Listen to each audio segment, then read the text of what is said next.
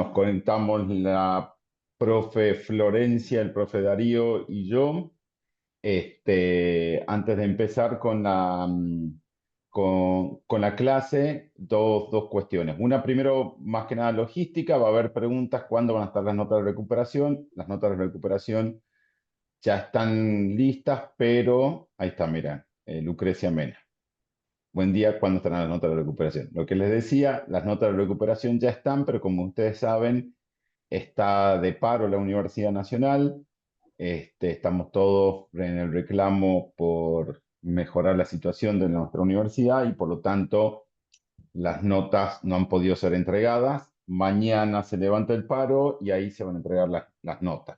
Así que en el transcurso del día imaginamos, pero solamente imaginamos, que pueden llegar a ser notificados, ya estar lista en sección alumnos. ¿Por qué? Porque claramente sección alumnos va a recibir muchos requerimientos, etcétera, por los días no trabajados. Entonces, por el paro. Entonces, tengan paciencia, pero sepan que mañana la cátedra va a entregar.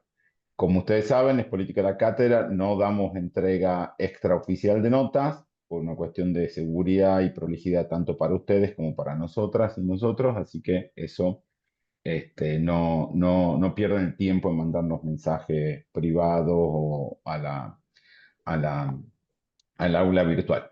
Bueno, hoy también ustedes saben, como decía anteriormente, es paro, la cátedra, y creo que toda la comunidad universitaria abraza el reclamo de defensa de la universidad pública y gratuita, abraza el reclamo de que no estamos recibiendo el financiamiento adecuado para mantener la estructura de la universidad, la calidad de las clases, y esta cátedra tiene ese compromiso de apoyar esa universidad pública y gratuita.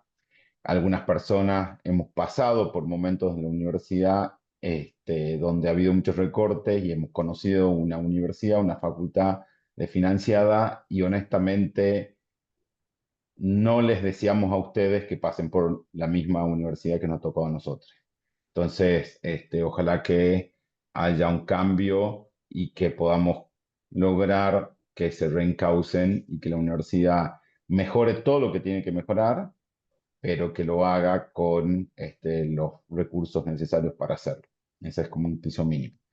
Bueno, y en ese sentido, la cátedra ahí se adhiere al paro, pero considera importante también que esto sea un balance y que haya diferentes formas de expresar, digamos, nuestros reclamos. Lo vamos haciendo a través de clases públicas, algunos días nos damos clases, vamos a las marchas, y no queremos dejar de que ustedes tengan el acceso al conocimiento o promover la construcción del conocimiento, mejor dicho, a través de al menos espacio virtual. Por lo tanto, hemos decidido seguir con el cronograma. El cronograma está siendo un poco afectado por las situaciones de público conocimiento. Entonces, estamos como acomodándonos. Hoy lo que vamos a tener es la discusión sobre derechos de los pueblos originarios, que va a estar a cargo de Darío Abdala, que como Flor son partes del staff de la cátedra, pero aparte son personas que si no hubiesen estado como parte de la cátedra, hubiesen sido invitadas a dar las temáticas que son expertas. De hecho, en otras ediciones, cuando todavía no le habíamos podido convencer que se sumen, venían de invitados expertos. Así que hoy por hoy pues, tenemos el lujo de tenerlos ya formalmente dentro de la cátedra. En el caso ha sido la Florencia con Claudia en niños, niñas, adolescentes y Darío en pueblos originarios. Así que, sin más, le paso a Darío, que va a estar a cargo de la clase de hoy. Disfrútenla. Bueno, y yo me quedo conectado acá también, obviamente, disfrutando la clase. ¿Alguna Bueno, duda, alguna pregunta perdón, Diario? sí, sí, ¿Alguna sí. duda, pregunta antes de empezar con estrictamente la clase? Bueno, entonces empezamos nomás. Disculpe, profe, la nota, ¿cuándo la van a subir de la Como, recuperación? como he dicho anteriormente al principio, hace 3 minutos y medio, que las notas no las subimos nosotros, las sube sección alumno, nosotros se las pasamos mañana cuando la facultad se abra otra vez porque hay paro y la facultad se mantiene cerrada. Doctor, Así me que disculpa una consulta antes de que comencemos la clase y no me interrumpa más. sí, Los perdón. grupos, eh, ¿cuándo se podrá designar o ya podemos ir eligiendo los proyectos? ¿Los grupos Buenísima los la decidimos entre nosotros nada más sí. o cómo Buenísima se maneja? pregunta, Jordán. Sí, exactamente, está bueno eso. De cara al examen, digamos, al segundo parcial, se nota que Jordán ya está seguro que va para la segunda etapa. Entonces, para personas como Jordán que están seguros, pueden ya ir, como les decíamos, vayan preparando el terreno, que implica ver con quiénes quieren trabajar. Los grupos no los vamos a asignar nosotros, sino eso lo van a decidir ustedes.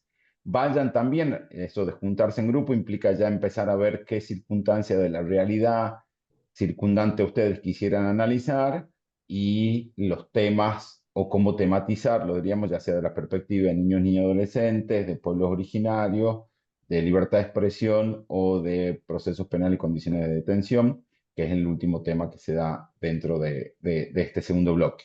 Y recuerden, vayan al aula virtual, ahí está el PowerPoint, está la explicación un poco de cómo va a ser el trabajo y vamos a tener una instancia de taller donde les vamos a explicar con profundidad qué es un alegato, qué es una amicuscuria o qué es un proyecto de ley para que ustedes le vayan dando forma. Pero eso no se preocupen, como decíamos, vamos preparando la humita, la forma la vamos a decir después. Así que, Jordán, si ya están con ganas y ya estás en diálogo con algunos compañeros o compañeras, buenísimo, desde mil aconsejamos que ya vayan dando los primeros pasos. El primer paso, obviamente, es lo del grupo, seguramente. Gracias, doctor. No, de nada, Jordán. ¿Alguna otra pregunta?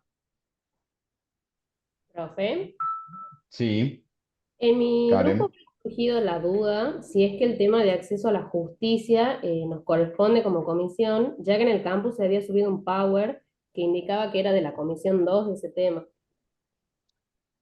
Acceso a la justicia sí lo vamos a tocar también nosotros nosotros vamos a dar todos los temas, digamos. Ahora, ¿cuál es el único problema con acceso a la justicia? Es que tenemos que reacomodar en el cronograma, pero sí es parte de los temas de la comisión nuestra. Bien, gracias. Bueno, les dejo entonces con Darío si no hay ninguna otra pregunta. Bueno, buenos días a todas, a todos. Gracias, Gabriel, por la presentación. Un gusto estar acá, aunque sea de esta forma. La verdad que nos cuesta mucho decidir qué es la mejor forma de resistencia en estos momentos, si estar o no estar, porque como amamos esta universidad, la universidad pública, y lo esencial es dar clase y es lo que a nosotros nos gusta también, es como un gran desafío, pero sí marcar que estamos en sintonía con con estas medidas de fuerza, que les debemos todo a esta universidad pública, una vida profesional sin la universidad, creo que no la puedo entender yo al menos, y me gustaría que mis hijas también puedan tener acceso, y por eso eh, eh, estamos en esta dualidad, dando clases, seguir apostando, pero marcando nuestra lucha también. Así que en ese sentido también les pido que, como vamos a estar en este espacio virtual, no es lo ideal que prendamos las cámaras, al menos quienes puedan, para que nos veamos las caras. Creo que es importante compartir, es un tema que necesita discusión, que necesitamos charlarlo, o esa es la idea que tenemos en la cátedra, ¿no? Yo voy a ir compartiendo la publicación. ¿Se ve ahí? Está cargando, Diario. Ahí sí. Ahí está, bien, buenísimo. ¿Quiénes conocen de esta temática hoy que nos tocan, el derecho de los pueblos originarios? ¿Quién sabe algo? ¿Conoce alguna comunidad indígena? ¿Sabe de qué hablamos? ¿Tiene algo para aportar? ¿Han estado en alguna comunidad indígena? A ver quién va a ser la primera valienta o valiente que va a decir algo.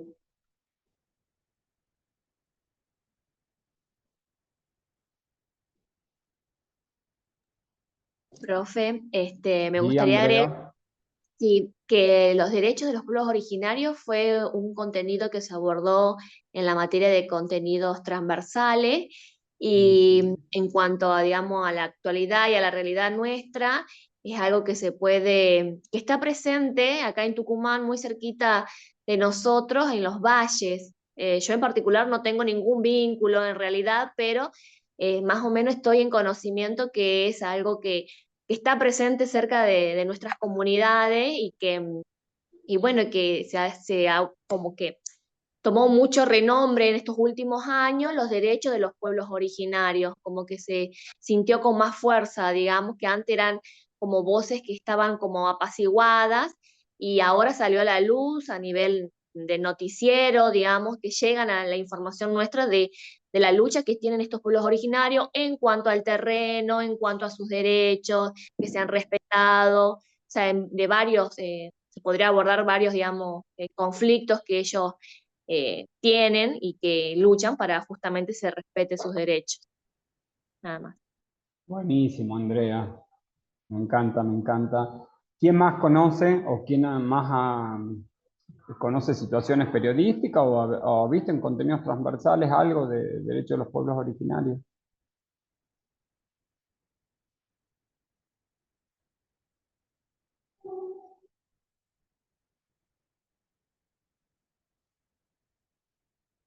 O cuéntenos qué les parece, qué les sugiere esto de los derechos de los pueblos originarios, más allá de lo de los reclamos que hagan o lo que conozcan por los diarios. Lo que sea, digan lo que se les ocurra.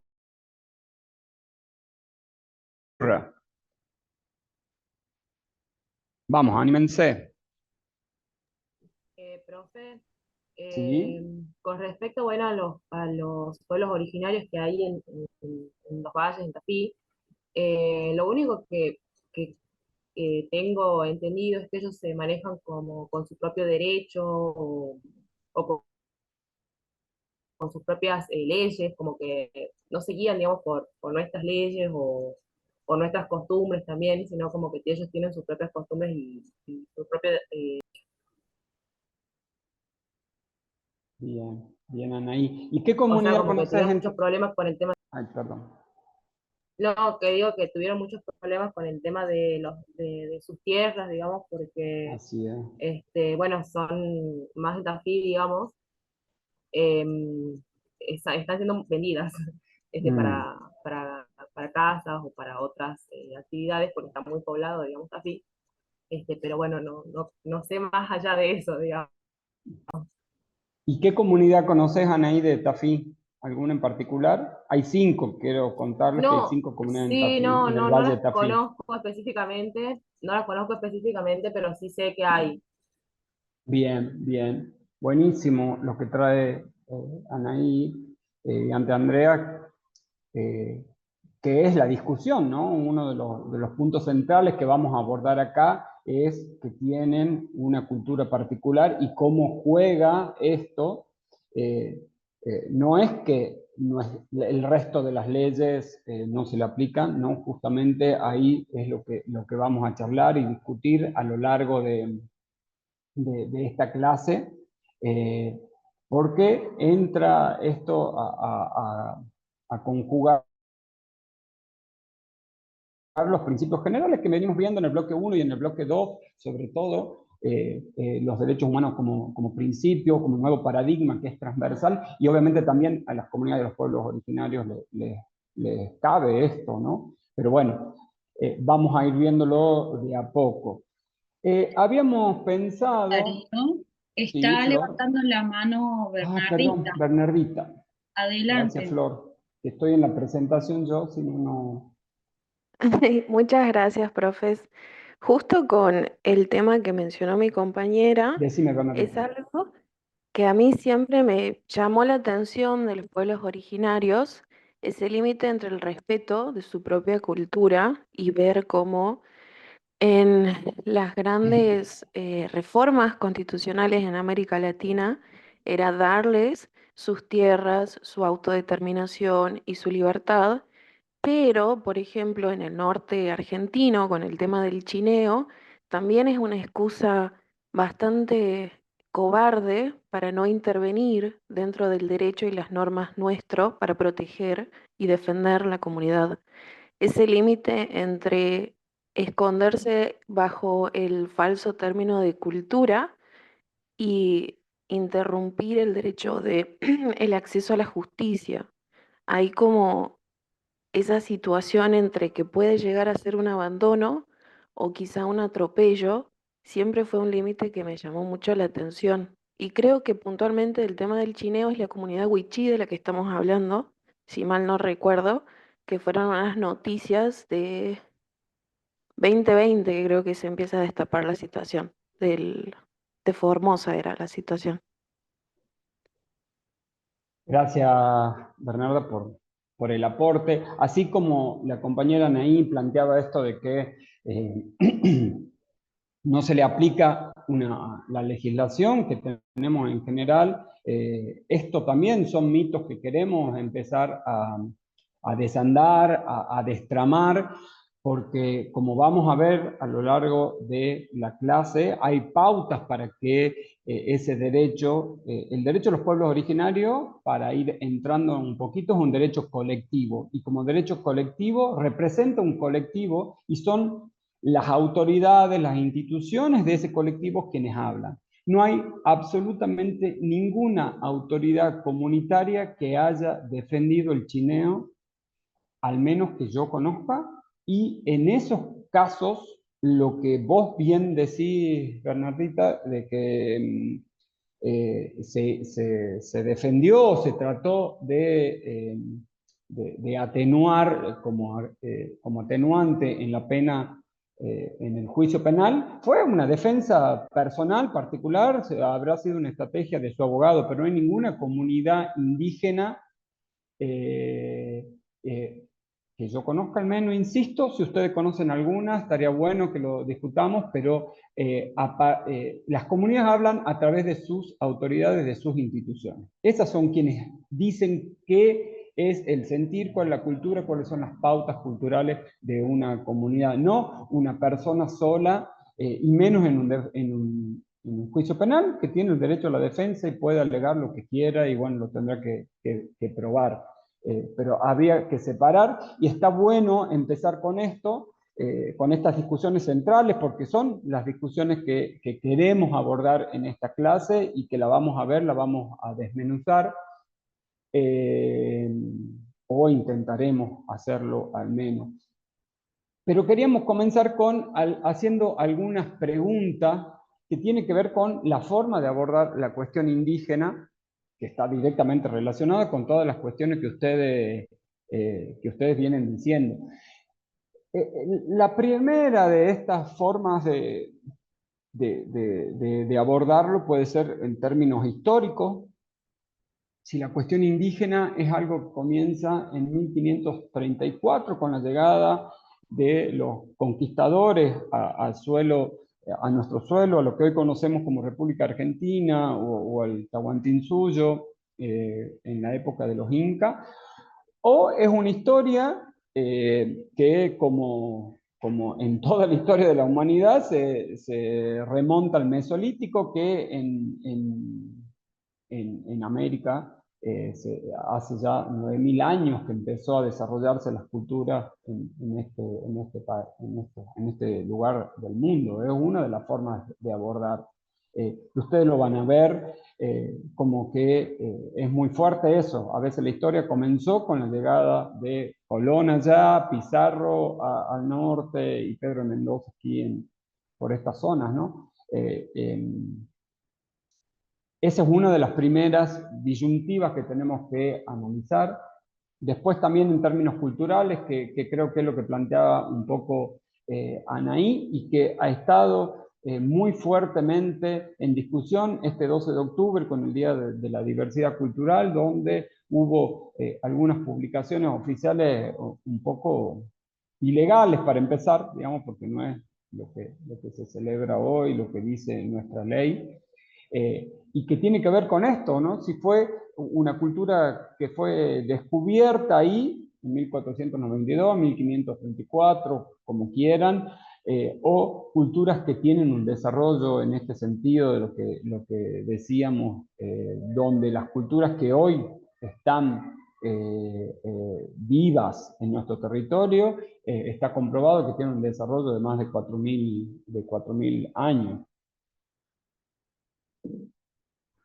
Otro de los enfoques que le podemos dar a esto tiene que ver con la dignidad humana, que parece mentira, pero fue muy discutido. Si ustedes se ponen a ver registros históricos, en épocas de la conquista, hubo una discusión muy fuerte si, para empezar, si los indios tenían alma o no. Por ende, si eran humanos y por ende si tenían derechos. O sea, es increíble, pero estuvo discutida la dignidad de estas personas. Hay unas hermosas discusiones del padre Bartolomé de las Casas, donde le pedía al Papa, digamos, que rompa con una tradición que decía, en el derecho canónico, que decía que los indios no tenían alma y por lo tanto no había ningún derecho, no había que tratarlos como seres humanos. Luego tenemos algo de la existencia actual. Está bueno, ahí conocen algo de comunidades indígenas, pero nos pasó, yo formé parte, digamos, tuve la suerte de trabajar articuladamente con las comunidades indígenas en el proceso para pedir la reforma de la Constitución, en el marco de la reforma de la Constitución, pedir la incorporación de los derechos de los pueblos indígenas en 2006, que terminó con el artículo 149, y cuando trabajábamos socialmente, se iban a las radios, se hacían eventos, mucha gente nos decía, no sabíamos que aquí en Tucumán había comunidades indígenas, creímos que eran en otras provincias, estaban los mapuches, los collas en el norte, y que aquí se habían desaparecido en 1666. Y es una realidad que hoy, así como ha contado Bernarda, Anaí, Mariana, creo que era la otra compañera que habló, tiene una vigencia actual, tiene un desarrollo actual y por lo tanto es lo que tenemos que discutirlo. Y ya entrando a estas cuestiones del derecho, también hay una discusión que sigue, en cierta forma, sigue vigente en el ámbito discursivo, pero en términos de derecho, desde el principio de nuestro Estado-nación. Porque ahora está claro de que hay derechos de las comunidades indígenas, somos un Estado pluricultural, pero no fue siempre así, porque en la primera constitución en la que realizaron la generación del 37 y del 80 había una visión muy poco amigable con las culturas indígenas. De hecho, fue en el momento en que se produjo lo que hoy sería un genocidio, en especial con el pueblo mapuche, con los pueblos del Chaco salteño, que fue... pero no había sido así antes. La Asamblea del año 13, sobre todo de la mano de Belgrano y de Moreno, tenía una fuerte sentido indigenista.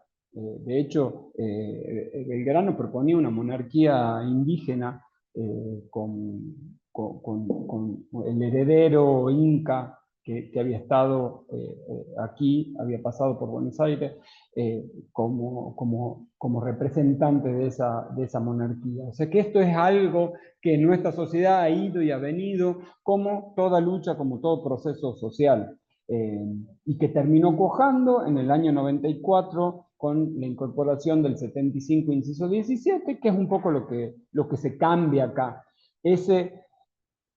Ese 75, inciso 17, tenía un antecedente en el 67, inciso 15, que decía que había que mantener un trato pacífico con los indios y cuidar de nuestras fronteras. Miren cómo era casi una cuestión bélica o de consolidación de un territorio, la relación con lo indígena. Había un claro límite de nuestro Estado y así se lo tomaba. En comparación con este artículo 75, inciso 17, que claramente es un artículo en donde Argentina se reconoce como pluricultural, donde reconoce la preexistencia de los pueblos indígenas, reconoce sus instituciones, etcétera, etcétera. Y así llegamos, digamos, en esta nueva etapa se consolida con el Plan Nacional en contra de la Discriminación, que tiene que ver con esto, con empezar a reconocerse como un Estado donde negó las culturas, su diversidad cultural que existía antes y la necesidad de revertir eso, sobre todo para enriquecernos como nación, porque aportar con otras miradas, con otras visiones es fundamental. Pero sobre todo, que es lo que tenemos que tener en cuenta en términos de derecho. Porque esto tiene muchísima relación con lo que hemos visto en el primer bloque, con los formalismos jurídicos, con los derechos humanos como un nuevo paradigma que empieza, que es un poco lo que queremos abordar en la última parte, pero en esta primera parte, estos son los distintos... el marco normativo que tenemos hoy vigente, que como hemos dicho es la Constitución Nacional, reformada en el 94, sobre todo con el artículo 75 en los incisos 17 y el 22, el convenio 169 de la OIT, que es sobre el derecho de los pueblos indígenas y tribales, la Declaración Universal, la Declaración Americana, y, como les contaba, en el 2006, la incorporación del artículo 149 en la Constitución de la provincia. Vamos a manejarnos en dos etapas. Uno, lo que son los derechos a lo largo de la clase, digo.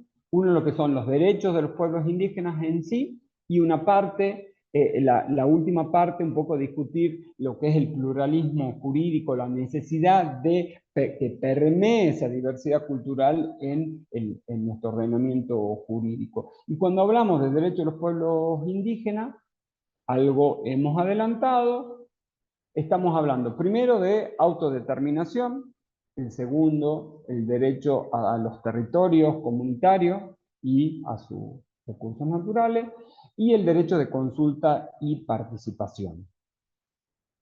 Como verán, tan íntimamente relacionados estos tres derechos, y a mí me retumba un poco el auricular, me escucharle ahí.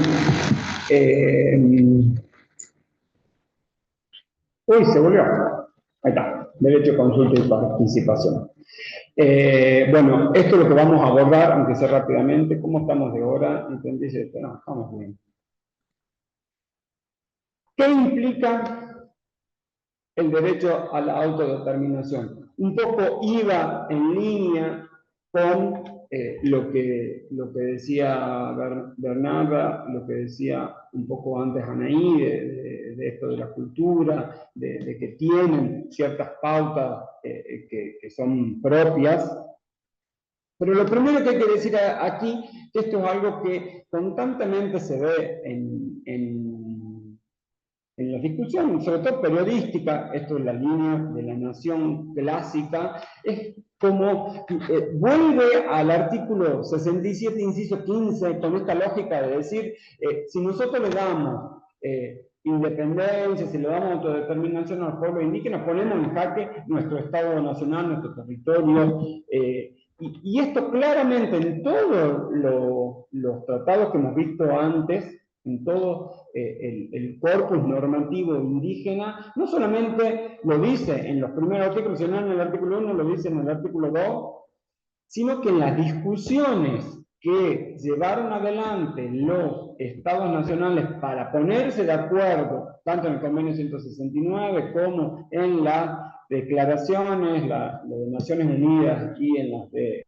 la Interamericana, se dejó claro que la autodeterminación no implicaba que sea un Estado independiente. Todo lo contrario, si nos ponemos a ver el proceso de reforma de la Constitución del 94, como el proceso de reforma de 2006 en Tucumán, fue, como les contaba, un proceso que tuvo mucha intervención de las comunidades indígenas, donde discutieron por años pidiendo que se incorporen sus derechos a nuestra Carta Magna. Si quieren que se incorpore nuestra Carta Magna, ¿para qué van a pedir que se incorpore nuestra Carta Magna si quieren un Estado independiente? Directamente no quisieron, o sea, no legitimarían, no irían al pacto fundacional, a nuestro pacto acuerdo más importante que tenemos como nación, si se sienten por afuera. O sea, es una ridiculez. Y la verdad que así como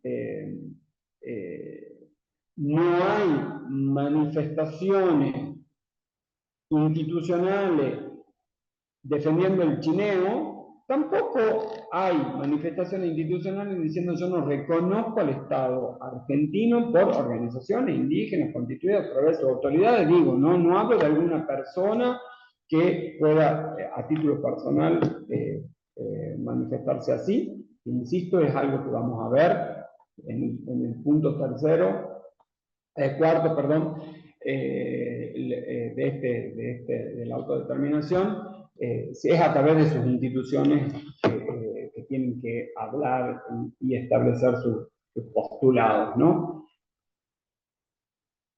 La autodeterminación tiene directa relación con una cultura, unas pautas culturales, con una cosmovisión en donde entra, y como toda cultura, la religión juega un rol fundamental y un derecho a algo que está en la esencia misma de nuestra Constitución y de quienes crearon nuestro Estado-Nación, que es la libertad de religión. Hay mensajes, Flor, no sé si hay preguntas, vos te podés fijar en el chat, por favor, si hay algo así paramos, y si alguien quiere hacer alguna pregunta, vamos parando, vamos haciendo. Yo como tengo que subir el tablet, por ahí me cuesta. Vale, Sí. yo voy siguiendo el chat y no hay ninguna pregunta todavía, pero sí tenemos un comentario de uno de los compañeros que efectivamente refiere al artículo 75, inciso 17 de la Constitución y a cómo en particular ese artículo reconoce la preexistencia de las comunidades y pueblos indígenas. A más de eso, no tenemos más preguntas por ahora y cualquier cosa, si sucede alguna pregunta, yo me encargo Buenísimo. de visitar. Y si alguien quiere hablar directamente, levantar la mano, hacer un comentario, hágalo, por favor, no esperemos hasta el final. Otra pauta de la autodeterminación es la autoidentificación. ¿Qué quiere decir eso? Cualquier persona se puede identificar perteneciente a una cultura en particular y por ende alguna comunidad indígena en particular. No necesita que una antropóloga o un antropólogo le diga si, o un historiador o historiadora le diga si tiene antecedentes, mucho menos ir a hacerse un análisis de sangre para ver cuánta indigeneidad tiene en sus venas. Lo que dicen todos estos tratados que hemos dicho es, hay un principio básico que es la autoidentificación. Yo me quiero reconocer como indígena, eso basta para reconocerme en el marco cultural. Que no quiere decir que forme parte de una comunidad, que eso tiene que pasar por un matiz de la organización propia de esa, siguiendo sus instituciones y sus pautas de esa comunidad, y lo que son los derechos colectivos, insisto, no se atribuyen, no pueden ser reclamados a título personal. O sea, hay que diferenciar con que yo adhiera a una cultura, que adhiera a una comunidad, con cómo se le da marco a esa cultura. Esto que decía Bernarda, o sea, si decimos que para decir que la comunidad de Wichí está de acuerdo con el chineo, tienen que ser las instituciones, las organizaciones Wichí, con sus autoridades legítimamente representadas, que lo digan, no una persona que se autoidentifica. No sé si se entiende la diferencia entre una y otra cosa. La autoidentificación se refiere a un derecho individual que tenemos cualquier persona de reconocernos en el marco de una cultura y pertenecientes a esa cultura. Los derechos colectivos que surgen de nuestra Constitución Nacional, de nuestra Constitución Provincial, de los tratados internacionales, son derechos de un colectivo. Y como colectivo, que las únicas personas, o el único ente que puede decir o reclamar esos derechos son las instituciones y autoridades legítimamente elegidas por esas comunidades, por esos pueblos. ¿Se entiende más o menos la diferencia?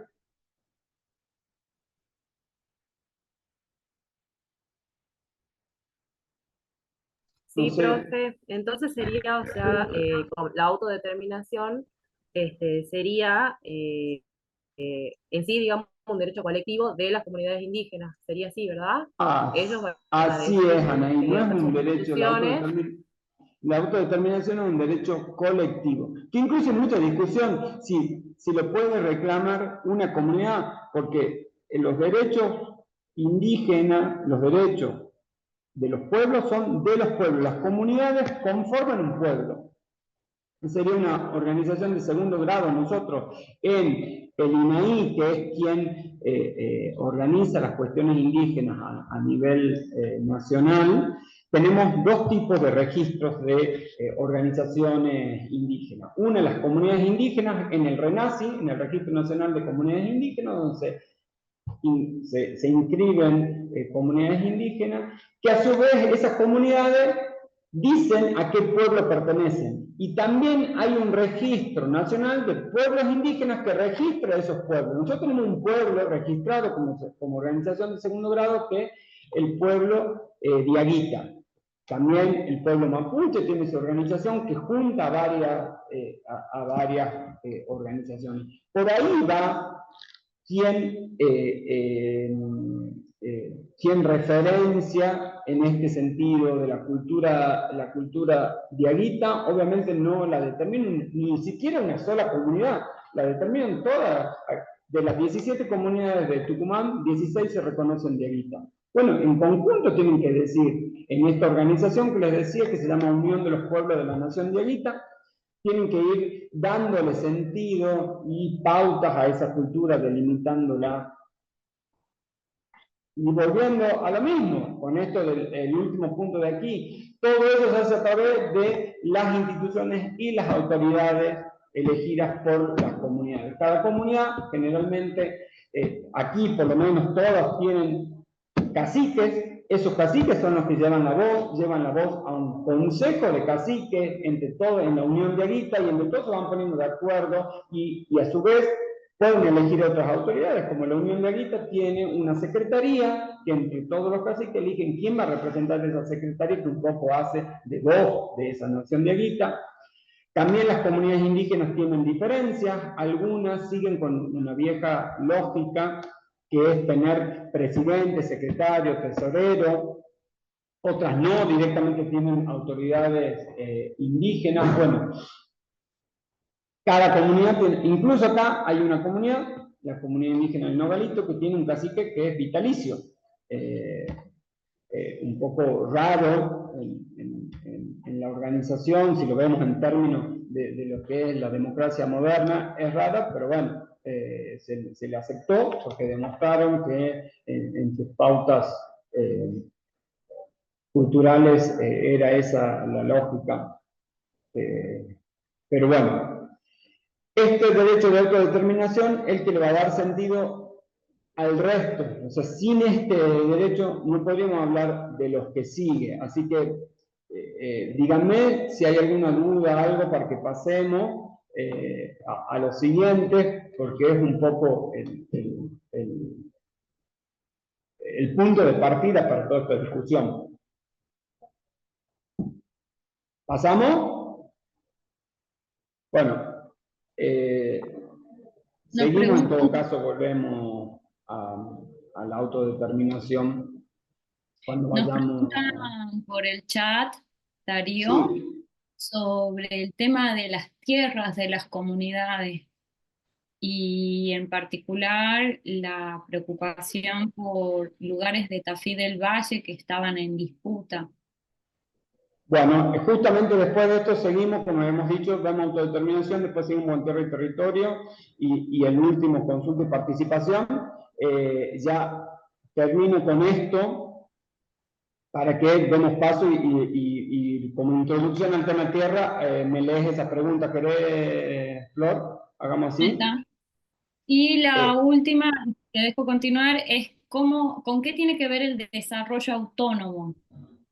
El desarrollo autónomo tiene que ver con cómo, ya tiene que ver en términos económicos, así como hay instituciones indígenas propias, hay una cultura y una religión que se va desarrollando propio de esas comunidades, también un desarrollo más desde el punto de vista económico. Tienen derecho a que todo lo que tenga que ver con el desarrollo interno de esa comunidad, ellos sean parte y fijen, si hablamos de salud, qué implica o cuáles deberían ser las características para la salud ahí, para la educación, para la economía, el tipo de plantaciones, piensen eso, la relación con los recursos naturales, cómo se explotan, se usan, se cuidan los recursos naturales existentes, más va por ahí, y que tiene íntima relación con el derecho a las tierras y territorios, y que lo vamos a retomar fuertemente en el caso de la CAJONAT, que es el centro del caso y de la intervención de la Corte Interamericana de Derechos Humanos, por eso no lo he desarrollado tanto,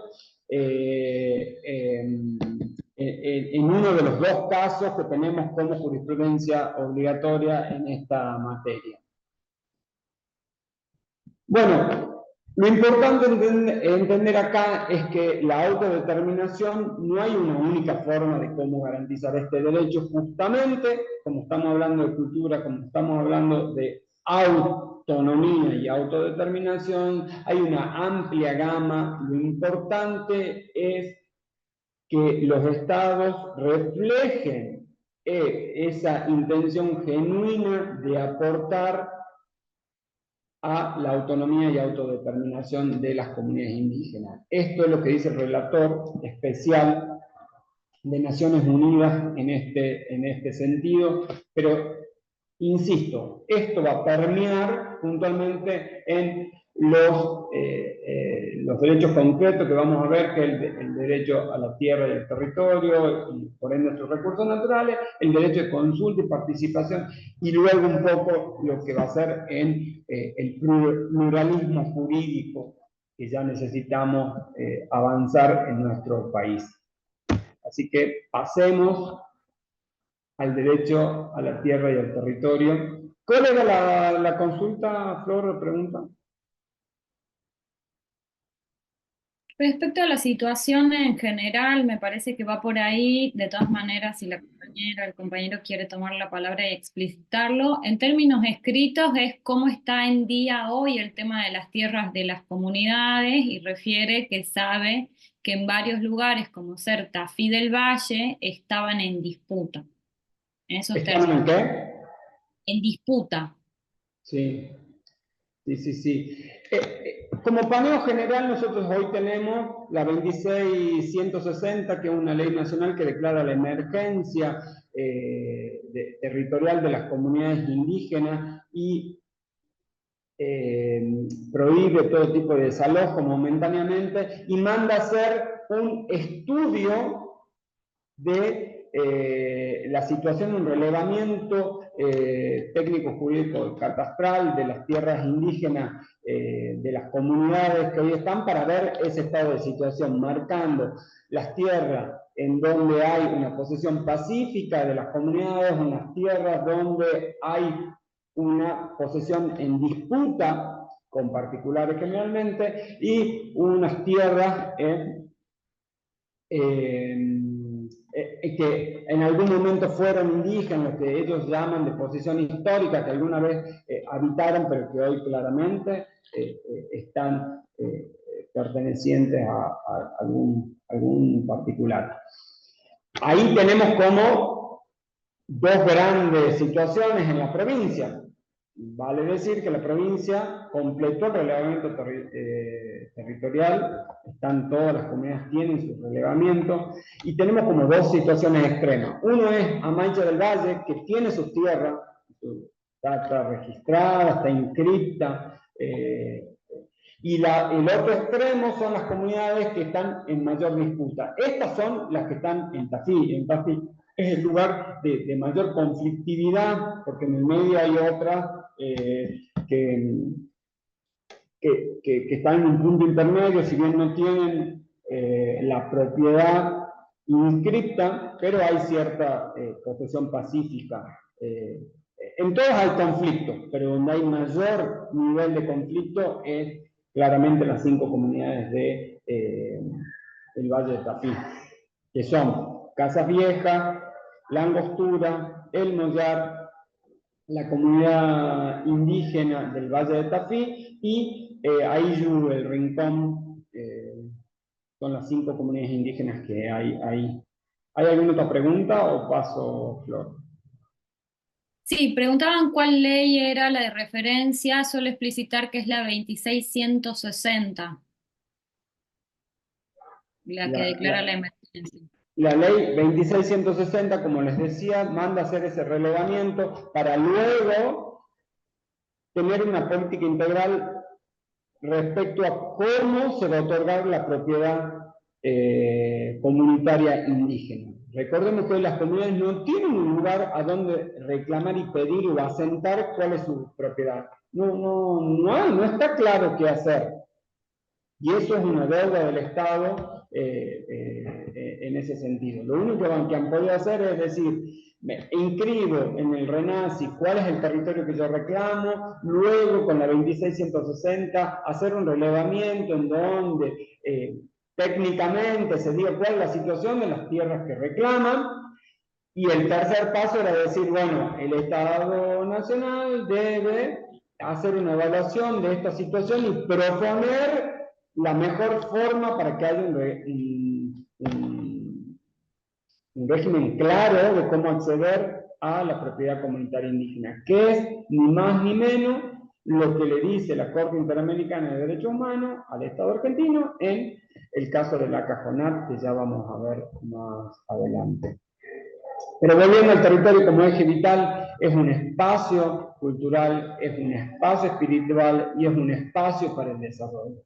Cultural, ¿por qué? Porque está íntimamente relacionado la cultura con ese espacio. No se puede entender el desarrollo cultural sin el territorio, que obviamente tiene que ver con este espacio espiritual. O sea, en las religiones monoteístas, generalmente la deidad o el espacio donde habitan los dioses es otro espacio distinto al terrenal. Hay una dualidad, para decirlo en términos antropológicos, entre el espacio celestial y el espacio terrenal. En cambio, en las culturas indígenas, como lo sagrado se confunde con lo profano, digámoslo así, en términos, insisto, más antropológicos. ¿Qué quiere decir esto? Lo divino y lo mundano están unidos, están en el mismo lugar. Una montaña, que es donde yo vivo, a la vez es una deidad. El cóndor, el jaguar, que lo puedo tocar, puedo llegar a él, es una deidad. Las huacas, mis antepasados, son deidades. Esto hace que no se entienda una cultura y la forma de ejercer mi religión sin ese espacio territorial. A eso llamamos como espacio cultural, como espacio espiritual, como espacio vital. Y obviamente como espacio para el desarrollo, que es un poco la pregunta que hacían del desarrollo autónomo. Ese desarrollo tiene que ver con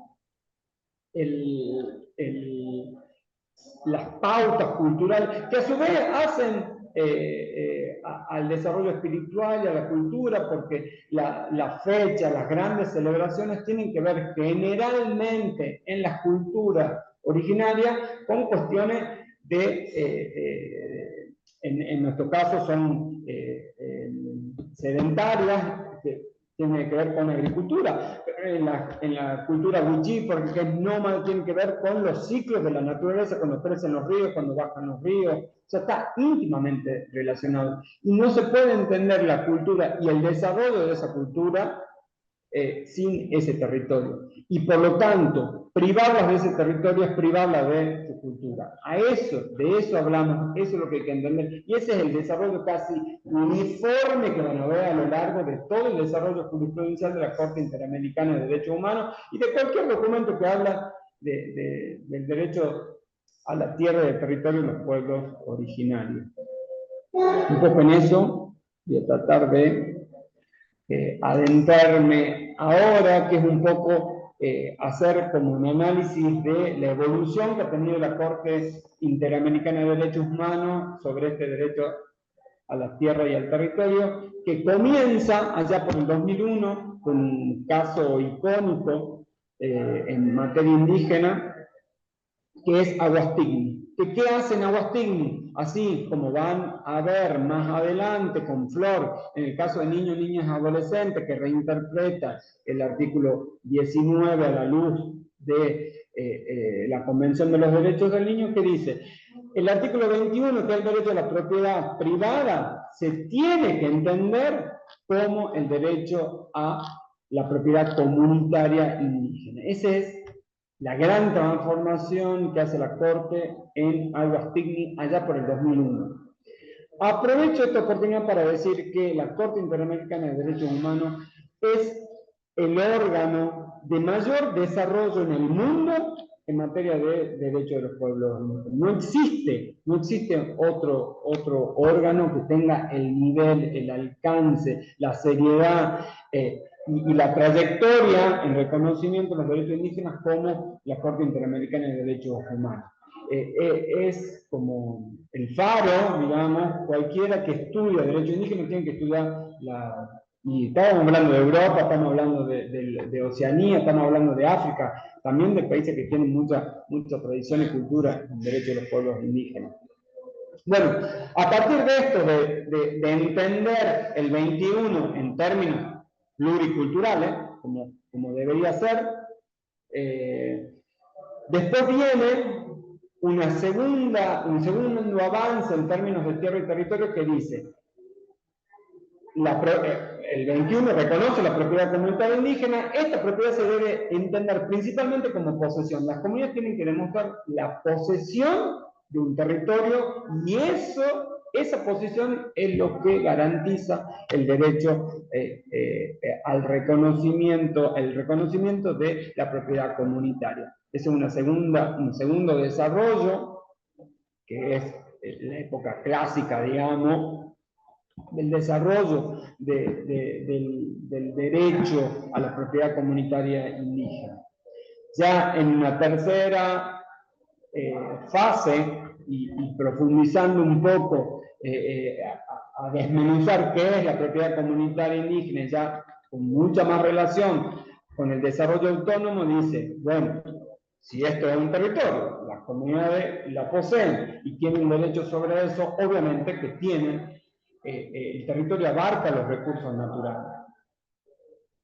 El derecho a la tierra y el territorio no se puede entender si no están dentro de esos recursos naturales y es algo que van a ver claramente en el segundo de los casos que tenemos, en Sarayaku contra Ecuador, que nosotros lo tomamos como el paradigma para la consulta y participación, pero el meollo del caso tiene que ver con que no se le dio consulta y participación para decidir sobre los recursos naturales de su territorio que el Estado de Ecuador le había otorgado. O sea, no había discusión sobre que el pueblo de Sarayaku era propietario de ese territorio. Y la cuarta etapa, que nos toca directamente a nosotros, como le había anticipado, porque el fallo de la Cajonat es el último fallo en materia indígena que tiene la Corte Interamericana de Derechos Humanos, y nosotros siempre les recomendamos que lean los fallos de la Corte, porque no solamente que para entender los derechos es hermoso, tiene un desarrollo doctrinal tremendo, sino que son tan fáciles de leer, está tan bien organizado, tan sistematizado, hasta con el índice uno se puede guiar y va al punto que quiere directamente. Y la Corte siempre hace un raconto. Toda esta etapa que están viendo acá la van a ir viendo, la Corte les va contando, les va remitiendo los casos anteriores, va como haciendo un desarrollo y le ordena todo. Y aparte le va a ordenar por cada uno de estos puntos que nosotros intentamos hacer. Léanlo a conciencia, no se van a arrepentir porque es hermoso. Y en este último caso, en la Cajonat, el centro en términos de propiedad comunitaria, que también, así como les decía en Sarayaku, el Estado de Ecuador no había cuestionado la propiedad, de hecho la había reconocido. En la Cajonat, no es que el Estado argentino y el Estado de Salta, que es donde se asienta la Cajonat, negaba la propiedad comunitaria. Lo que no había era un mecanismo idóneo para hacer efectiva esa propiedad y toda la conflictividad que se había surgido a partir de que no se haga efectiva esa propiedad comunitaria en un papel, digamos, en un instrumento, que es lo que termina sentenciando la Corte Interamericana de Derechos Humanos. ¿Preguntas, dudas hasta acá? ¿Hay en el chat algo, Flor? Había una consulta previa de qué implicaba la ley de emergencia, la 2660, que yo me animé por ahí a responderla por escrito, que en síntesis implica suspender los desalojos hasta tanto se releven los territorios comunitarios y se avance en la titulación correspondiente. No sé si te parece agregar algo más en ese sentido. No hay más Básicamente preguntas. eso es declarar la emergencia territorial, decir, es como un reconocimiento de esto que les decía antes y lo que le dice la Corte Interamericana en el caso de la Cajonat. No hay una forma de hacer efectivo el derecho de la comunidad indígena. Entonces, se le están peleando contra propiedades comunitarias sin tener la herramienta básica para decir ¿dónde se reconoce lo mío? Bueno, de eso se hace cargo el Estado Nacional, hace un mea culpa diciendo, no tienen las comunidades indígenas hoy una vía para reclamar el derecho a la propiedad comunitaria, entonces suspenden los desalojos hasta que haga un análisis de cuál es la situación jurídica de esos territorios y haga una propuesta de solución definitiva. Desgraciadamente, hoy está constantemente en discusión si se va a renovar. La última renovación de la 2660 fue por decreto. Eso le quita un poder de legalidad enorme. Y viene anunciando el gobierno nacional que va a suspender esa ley. No sé en qué va a terminar, pero bueno, sí sería un retroceso enorme porque, insisto, la ley era la primera etapa de un avance hacia la solución definitiva, que es garantizar el mecanismo que es ni más ni menos, insisto, lo que le dice la Corte Interamericana en el caso de la Cajonat, un mecanismo idóneo para garantizar ese derecho. La historia está en desarrollo, no sabemos cómo continuará, ni mucho menos cómo va a terminar. Bueno, sigamos. Ya adentrándonos en el caso de la Cajonat, y para entender un poco de qué hablamos cuando hablamos del derecho al territorio indígena, uno de los grandes problemas que tuvo el caso de la Cajonat era, primero, que 132 comunidades indígenas son las que la Corte le reconoce el derecho. Esto no fue así siempre. Hubo momentos en que había desde 97 comunidades hasta un momento que hubo 180 y pico comunidades. Bueno, esto fue parte del problema enorme que tuvo el caso ese, pero también en términos prácticos. Porque si ustedes ven ahí, los puntitos rojos son donde están asentadas las comunidades indígenas. Y los otros cuadraditos más grises son donde hay criollos. Estos criollos que se han ido asentando en ese lugar. ¿Y cuál era el problema? El Estado primero quería darle una parcela, darle un pero darle un cuadrado a cada comunidad, cuando eran comunidades nómades. Este puntito rojo, cada uno de estos puntitos rojos, es una foto en una época del año, porque esas comunidades circulan por el territorio, circulan según la época del año hacia estos lugares que decimos, que tienen que ver con las crecidas, con... Entonces, imagínense la complejidad que es de querer dividirlas por comunidad. Si no se toma el territorio como una integridad única en donde todas las comunidades estén insertas, es imposible garantizar el derecho al territorio, a la identidad cultural, al desarrollo autónomo, a la autodeterminación. Es imposible. Esto es muy gráfico en términos, porque encima se fueron instalando, hay una desigualdad de armas, porque las comunidades criollas que son sedentarias, traían su ganado, hacían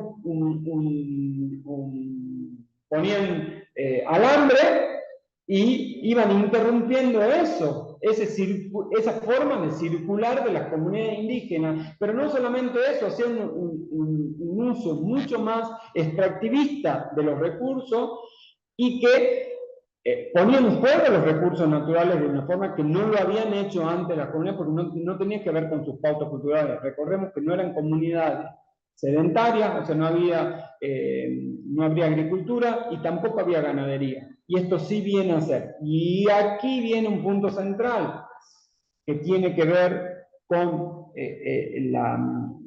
lo que dice la Corte Interamericana, que es el derecho al agua de las comunidades indígenas. Que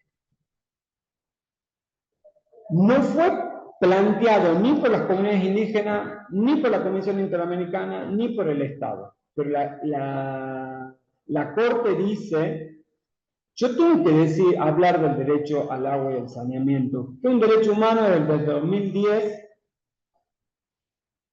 y es una de las principales razones que obstruyen la autonomía, el desarrollo de las comunidades indígenas hoy. Entonces, así como dijo el derecho a la propiedad indígena, si bien no estaba en cuestión, pero había que generar los canales y las vías idóneas para hacerla efectiva, esa es la condena del Estado Nacional. Va el segundo punto, eso ya lo vimos, no sé si hay alguna duda, me la dicen, pero va el segundo punto que sí nos parece importante destacar, que esto que está en el punto 2. El fallo de la Cajonat, por primera vez, la Corte Interamericana de Derechos Humanos habla de el derecho al ambiente sano, a la alimentación adecuada, al agua, y esto tiene directa relación con el desarrollo y la vida cultural de las comunidades indígenas. Aquí mete y empieza a analizar y a desmenuzar el derecho al medio ambiente. Y obviamente se conjuga con el derecho a la circulación, en esto que les decía que las comunidades circulaban por ese territorio. Pero puntualmente trae de derecho propio, o sea, la Corte, sin que se lo hayan las partes planteadas, trae el derecho al agua como un derecho esencial para ese desarrollo de las comunidades. Esto lo van a ver en el punto 2, y está cada uno, punto por punto, de esto que está aquí como título, está desarrollado en el fallo de la Corte. Léanlo, no tiene desperdicio, ahí van a tener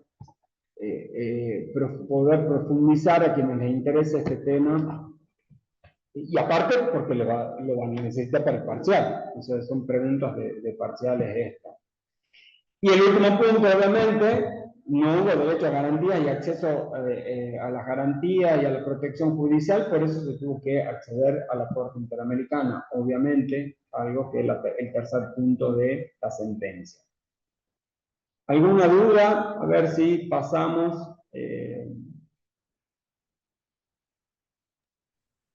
Hay una de las preguntas en el chat que plantea una compañera en relación si el Estado puede hacer uso de la expropiación sobre un territorio indígena.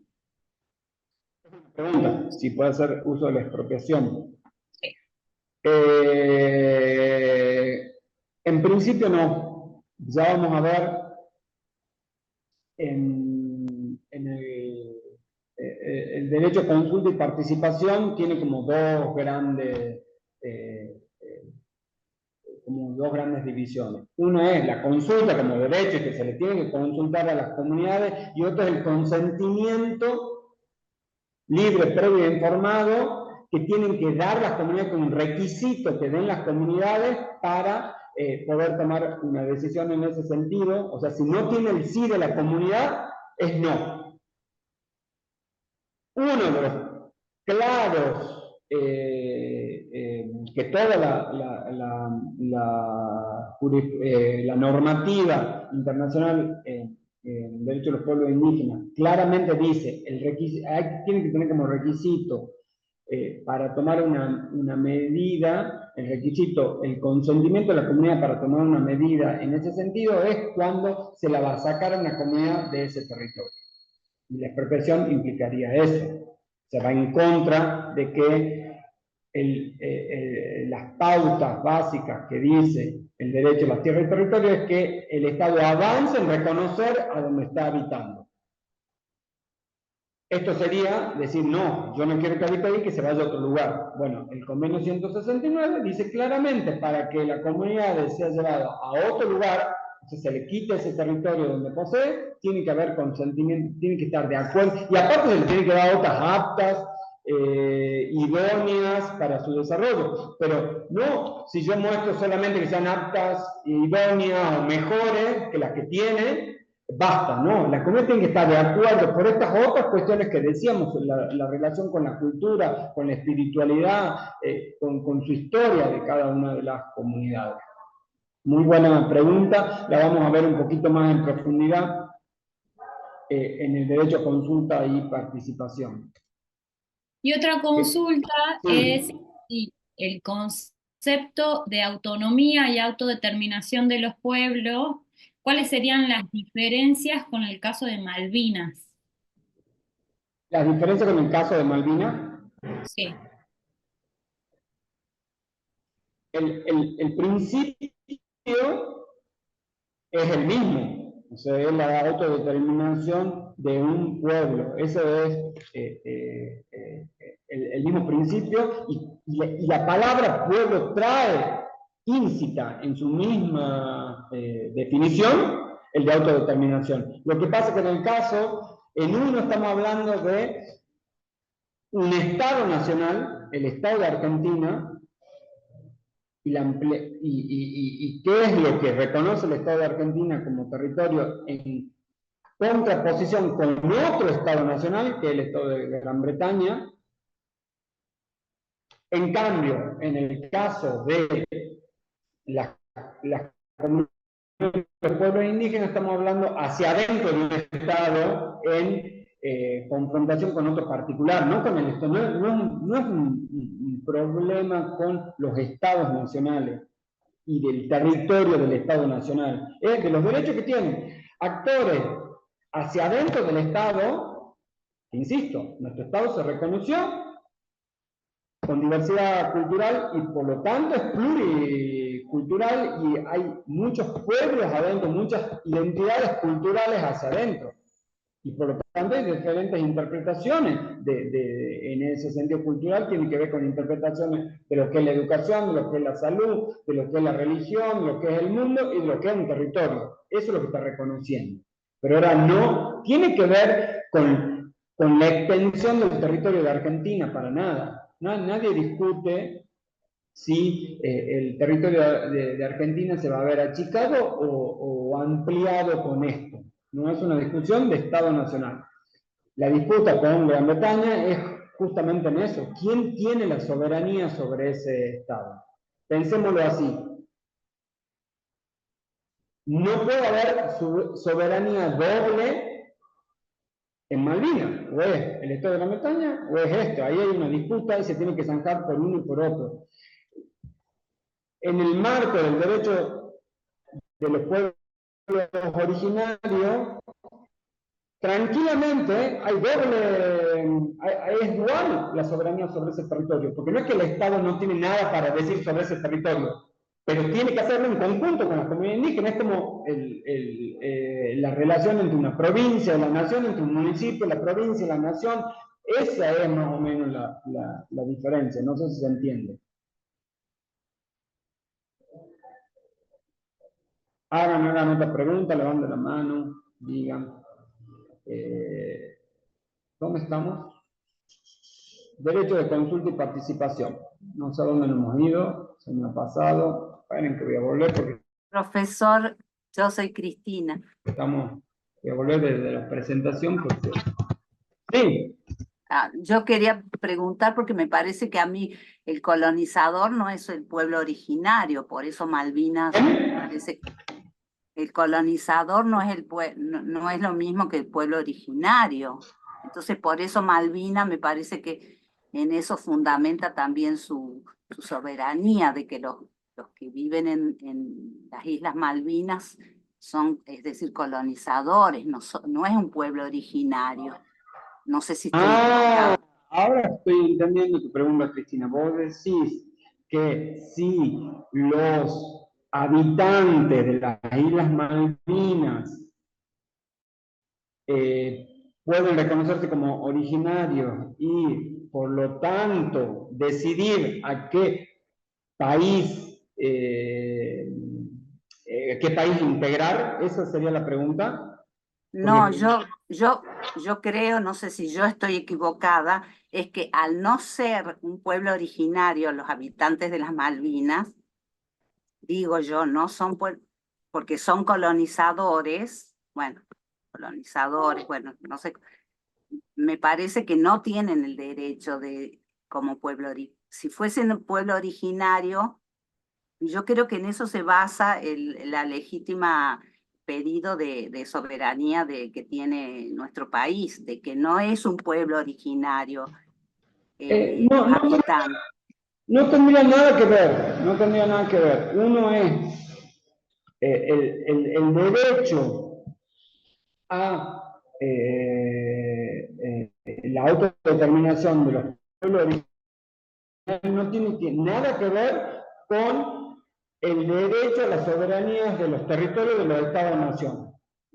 Por más que no sea pueblo originario, no tiene nada que ver con la discusión si Argentina es la legítima soberana de las Islas Malvinas o es Inglaterra.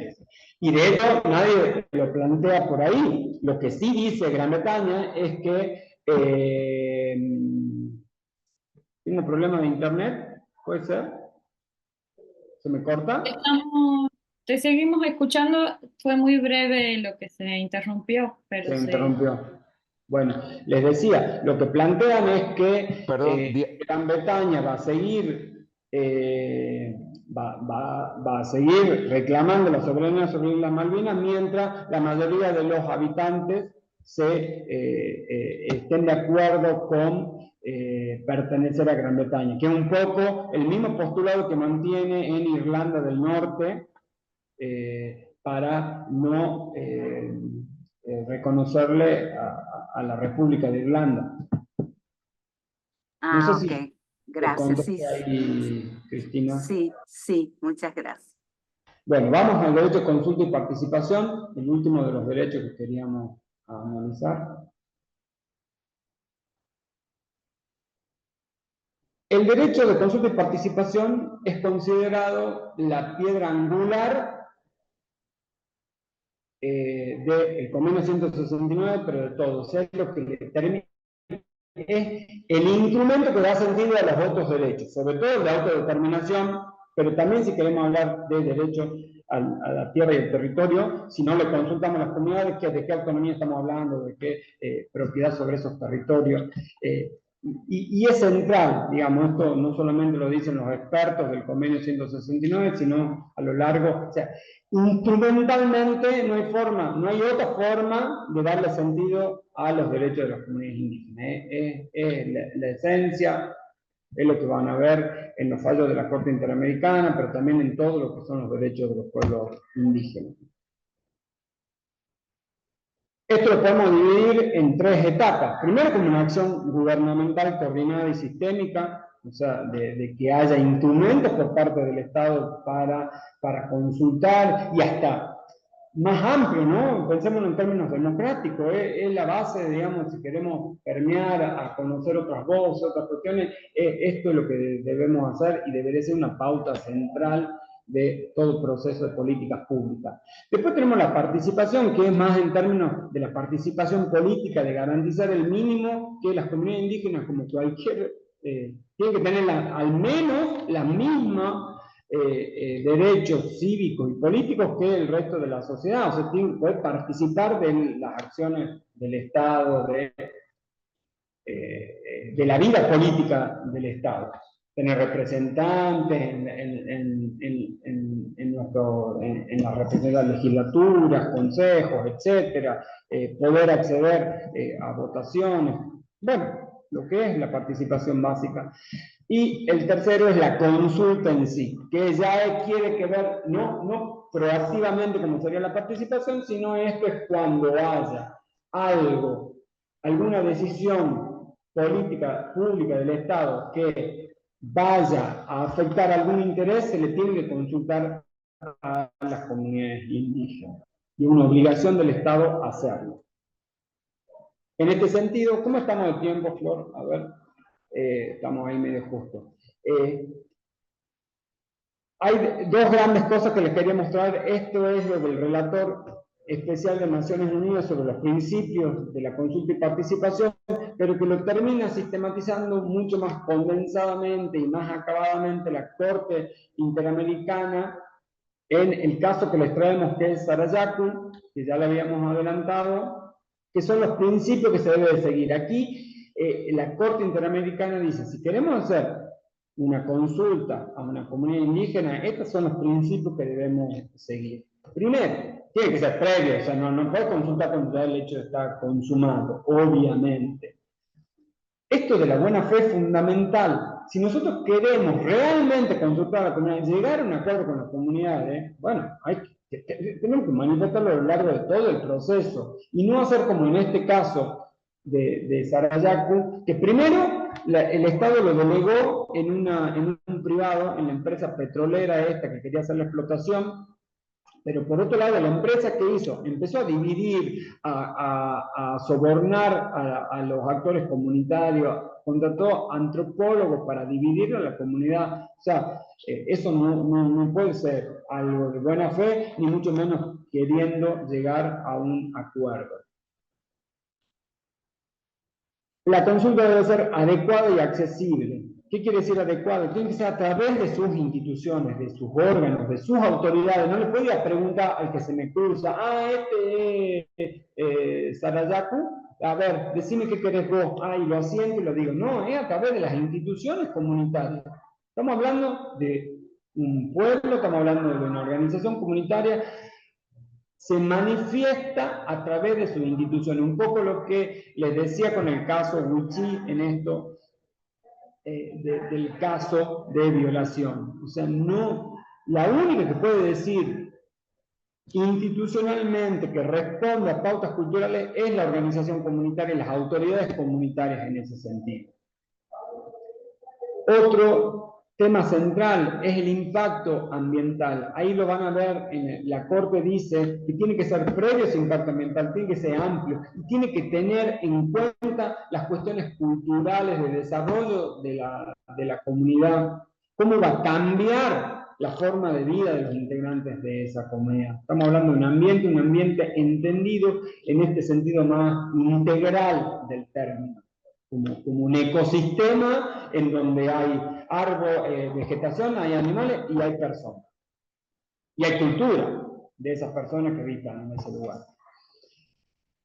Y el último es la información adecuada por los canales, abarcativa, que tiene que ser clara. Bueno, ahí lo detalla muchísimo. Es muy rica en ese sentido el fallo de la Corte. Así que léanlo para entender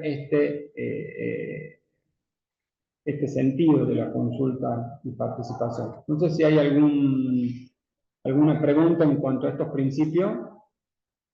De vuelta no estoy. No hay preguntas por ahora. ¿No hay preguntas? Bien.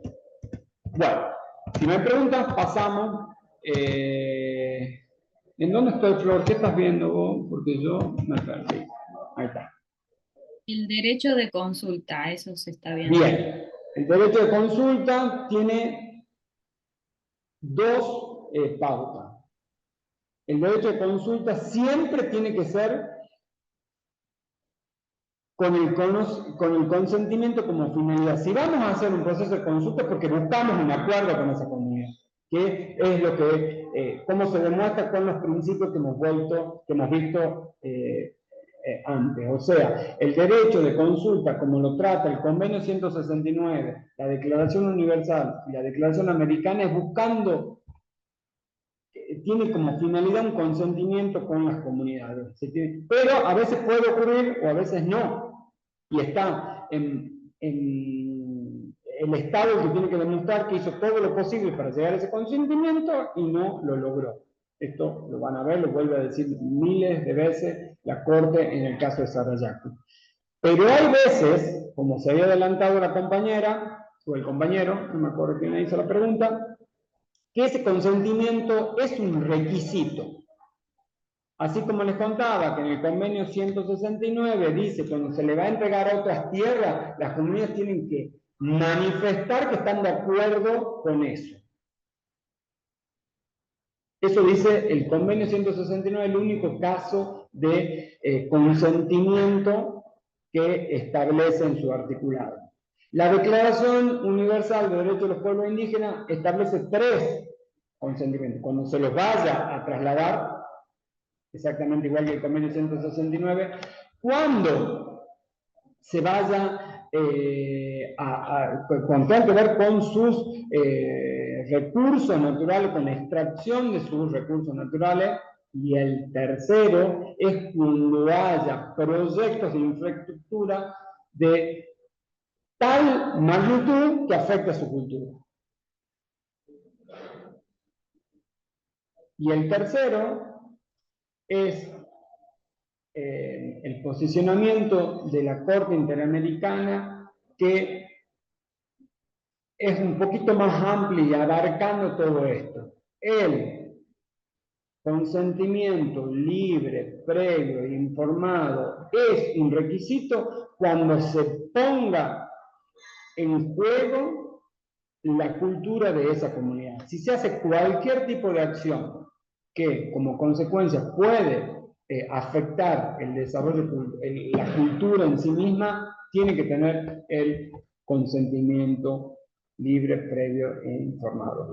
¿Se entiende la diferencia entre el consentimiento como finalidad y el consentimiento como requisito? ¿Está claro? A ver si hay algún mensaje. Profesor, disculpe. Sí, Fabián. En el caso, por ejemplo, que tengan que construir una ruta y que les sea como muy beneficioso justamente por ese lugar. El Estado tiene el derecho de expropiar. Aún si aún si fuese muy beneficioso, aún así si se contradice, no se contradice, si ellos no lo aceptan, aún así no se lo podría hacer.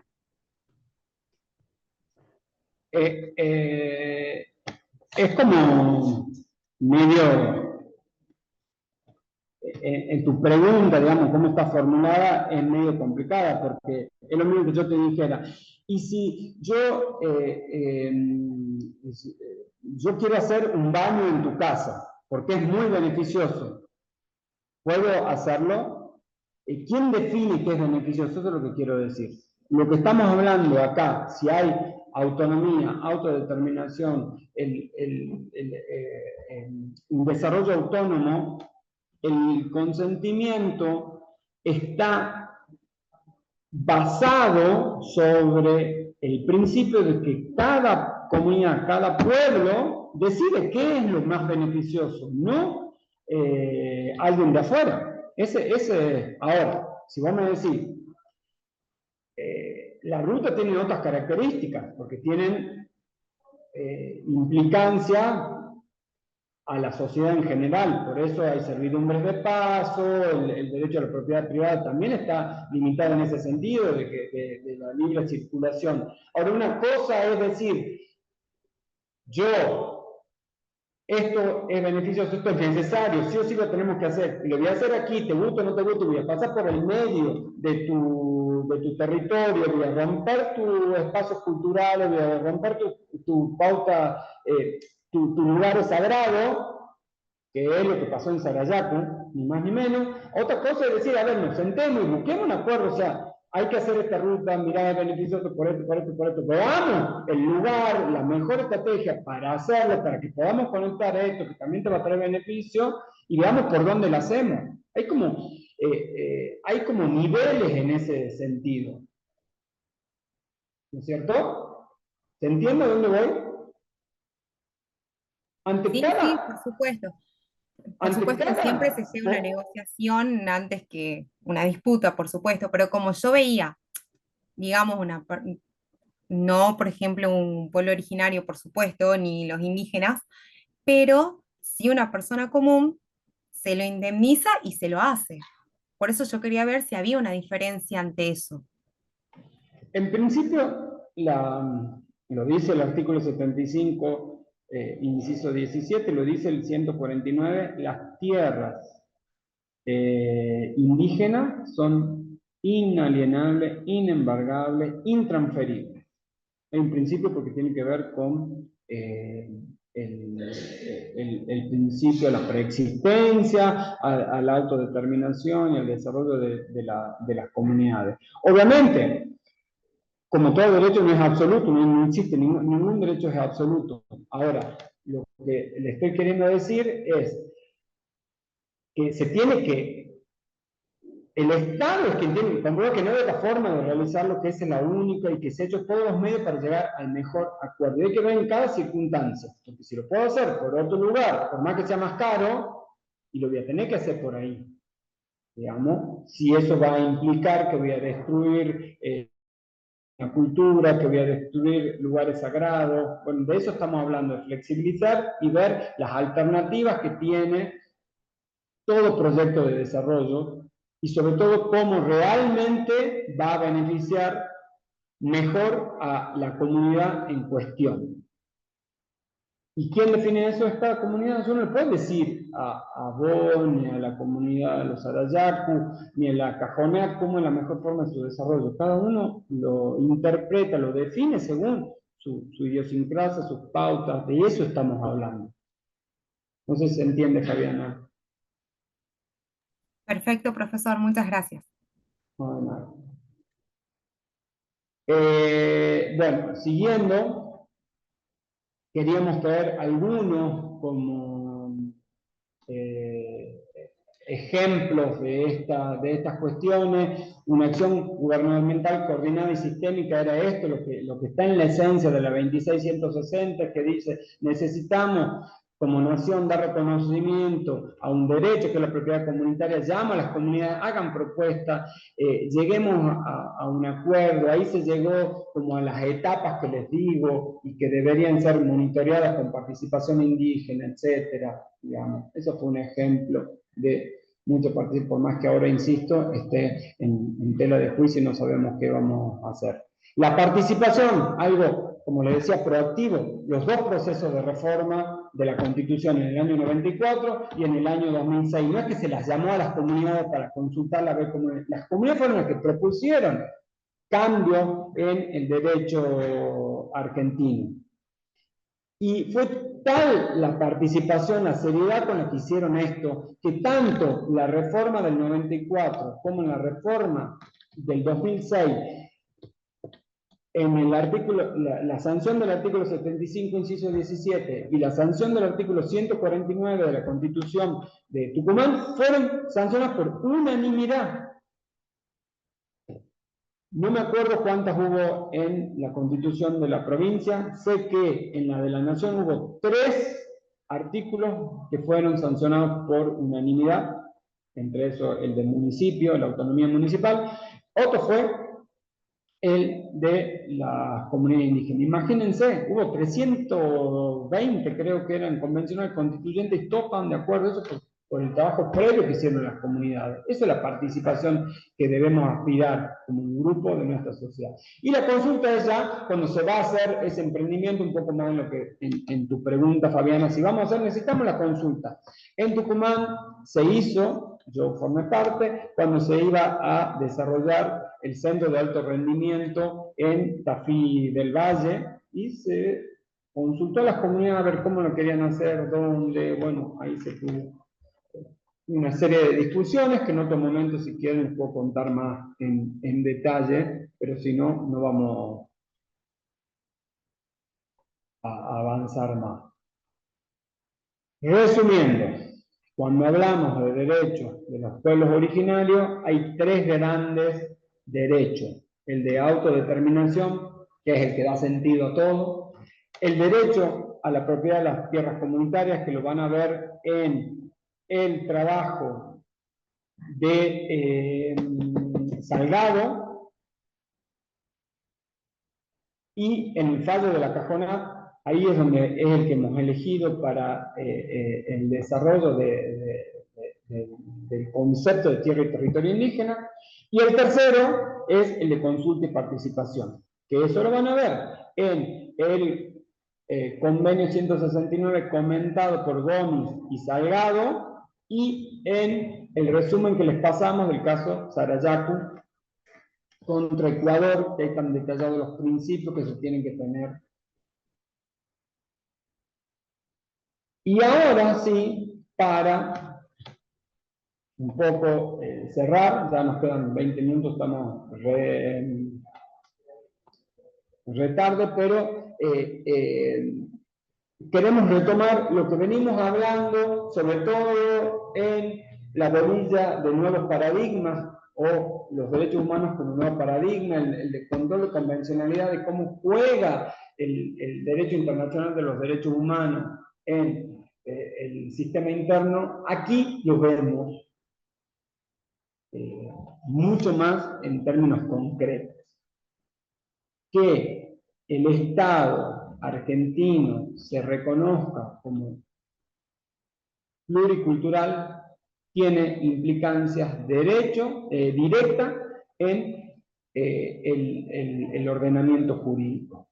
¿Se acuerdan cuando veíamos que una de las grandes discusiones que teníamos cuando hablamos de derechos humanos era cómo necesitábamos sí o sí salir del formalismo jurídico y pasar a principios interpretativos, que esos principios interpretativos son la Constitución, obviamente los principios que surgen de la Constitución, pero sobre todo los principios básicos de los derechos humanos? Aquí es donde lo tenemos que ver. Si hablamos del principio pro persona, y bueno, cuando se me aplica el derecho, tengo que ver el derecho en un sentido amplio. Y en un sentido amplio implica que se tenga en cuenta mis pautas culturales, y eso lleva a la pregunta que me habían hecho al principio, si las comunidades indígenas pueden generar sus propios derechos. Esto es algo que está reconocido en el convenio 169, en las declaraciones de los derechos de los pueblos originarios, pero no tiene tanto desarrollo en Argentina. Sí lo tiene en Perú, sí lo tiene en Bolivia, pero es la gran discusión, que esto es lo que, a la discusión que queremos aportar con el texto que le trajimos de Silvina Ramírez, para discutir esta situación de cómo avanzar en un derecho más plural, un derecho indígena más con distintas concepciones en términos de cosmovisión. Pero como les decía, esto lo van a ver en el texto de Silvina Ramírez, pero lo que más nos interesa es reflexionar. Nosotros en este bloque 3 vamos a volver constantemente a los bloques 1 y 2. Estos bloques 3 es para, en cuestiones prácticas, darle sentido a todo lo que venimos hablando en los bloques 1 y 2. Entonces, ahí cuando hablamos de derechos humanos como un nuevo paradigma, así como hemos hablado en el género, que tiene un nuevo paradigma de interpretar todo, lo tenemos que pasar por el tamiz de género, a las pautas sociales, al derecho, por ese tamiz. Bueno, también cuando hablamos de pueblo originario, hay un tamiz especial cuando se aplica a esas comunidades indígenas. Y aquí la pregunta sería, ¿hay una sola forma posible de interpretar el derecho? ¿Alguien puede asumirse como quien tiene la única forma de interpretar el derecho si hay varias culturas? ¿Qué opinan ustedes? ¿Qué dicen? ¿Hay una sola fuente del derecho?